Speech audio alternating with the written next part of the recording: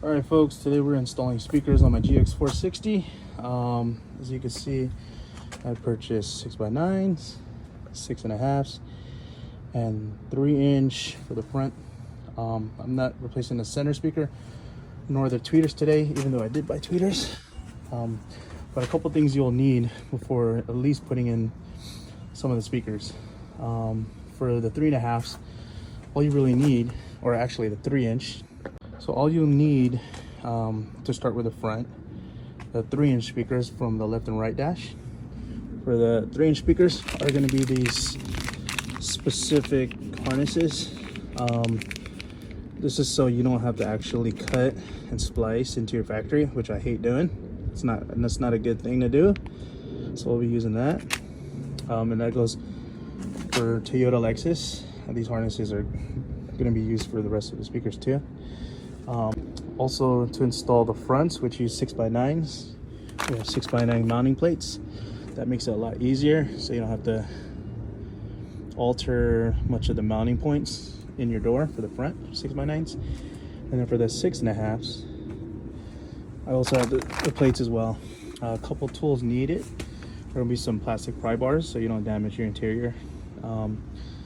Crimps, pliers, something to strip it with, a screwdriver, of course, Phillips, and some electrical tape. Also helpful to use or have is these butt connectors, as well as crimp connectors, and then some of these female end connectors. Got them free where I bought the stuff from. One thing I did forget to mention was, if you saw this in the video prior, is this sound deadening adhesive. It really helps with mounting where your speakers are. Helps it have a cleaner sound. At the end of the day, it's essentially sound deadening and helps with vibration most of all. So it's always good to have these where you mount your speakers. All right, so what you're gonna do is you're gonna start by prying with a plastic pry bar. Okay, and there's no screws needed. You're just gonna pop up.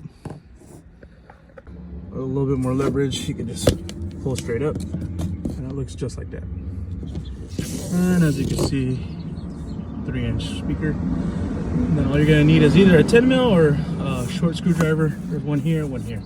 So for the back, you may need to use a 10 millimeter. It could be a 1/4 inch to a 10 millimeter.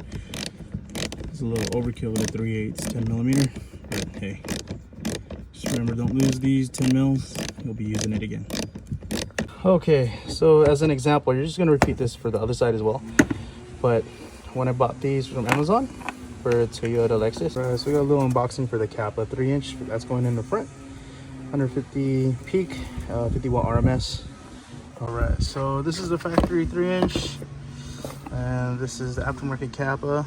It does come with adapter plate to mount and small set screws.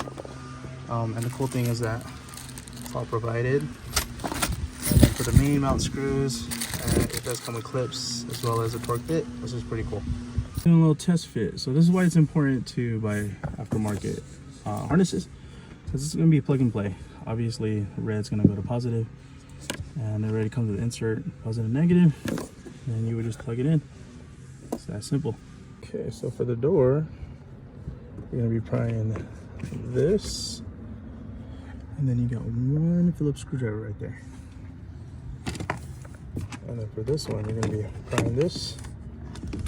You got one terminal there, and then there's a door one. You're prying right there.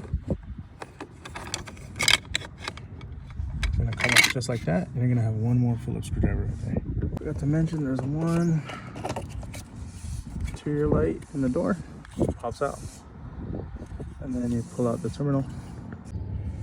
You also need to pry this guy off at the corner of the door. All right. So once you get that part off, the cover, screw. So once you get that part off, this popped off, this popped off. Disconnect the harness. Now you remove the Phillips screw from this one, Phillips screw from here, and then the corner ones just pop off as well. So I only removed 2 screws. And then you're gonna use a pry bar. Once you get enough leverage for your fingers, pop forward. And then you're gonna lift up. Just like so.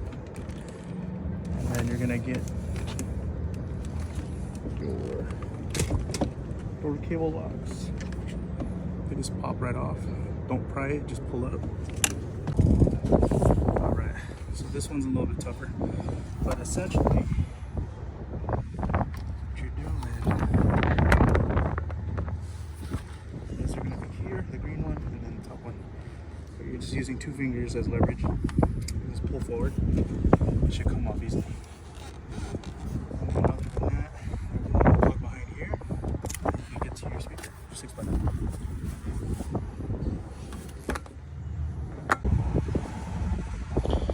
Now if you notice, there's going to be some leftover clips that you're going to have to remove that will have to be inserted in the panel so it can go in the door. So I see 1, 2, 3, 4, 6. Looks like that's the only one I need to pop off with a tool. Alright, now we can get to the 4 screws or bolts. You can use a 10mm or regular Phillips.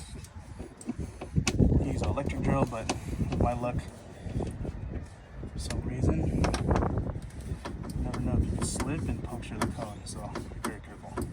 Then you got 1 pull harness here.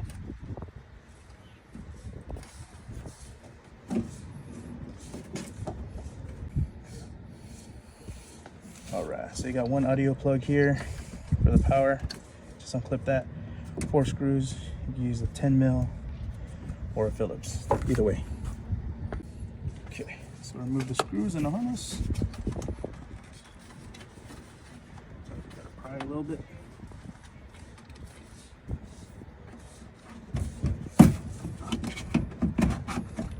And that's it. Pretty straightforward. And then we'll be prepping the new 6x9s.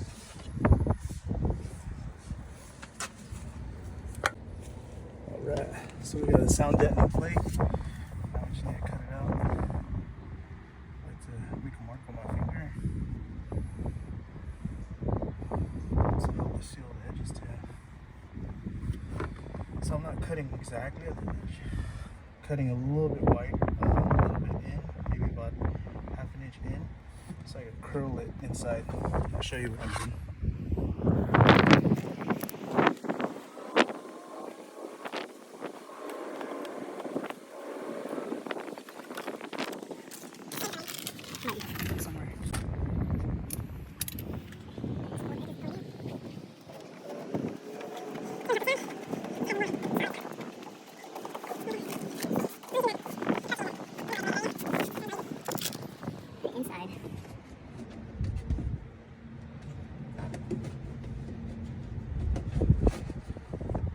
Just so it has a more solid sound.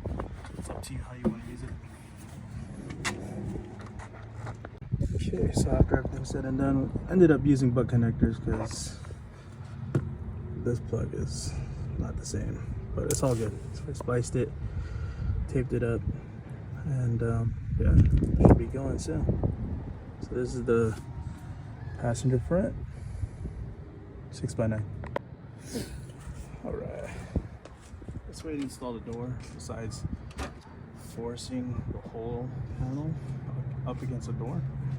So just remove this little lip here. It's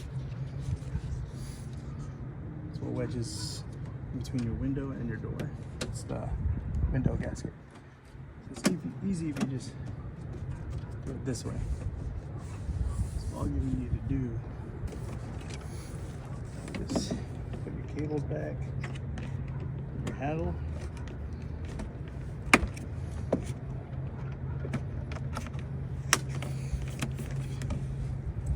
plug in your electric door actuator harness, fix the plastic, and all you're doing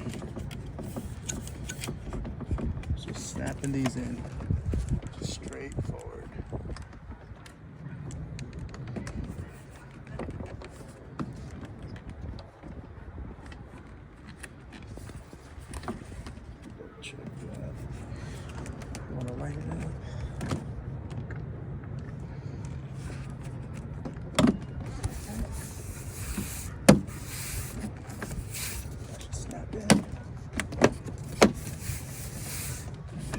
towed by.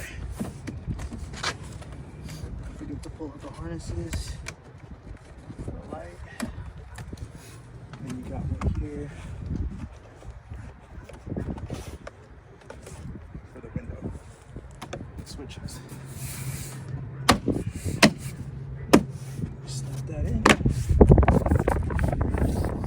That's good. Put your 2 screws back in.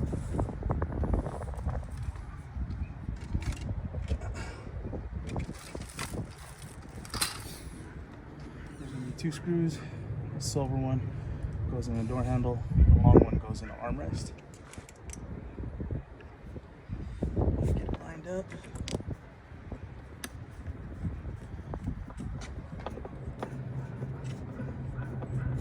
Please don't ask for torque specs. Snug is fine. I don't see the use of power tools or door panel, so don't do any overkill on it. And then just everything back in the reverse way you removed. Plug that back in. Stick the wires through. I'll check if there's any specific lips. Oh, that's what those. So we just go straight down. This nice leather.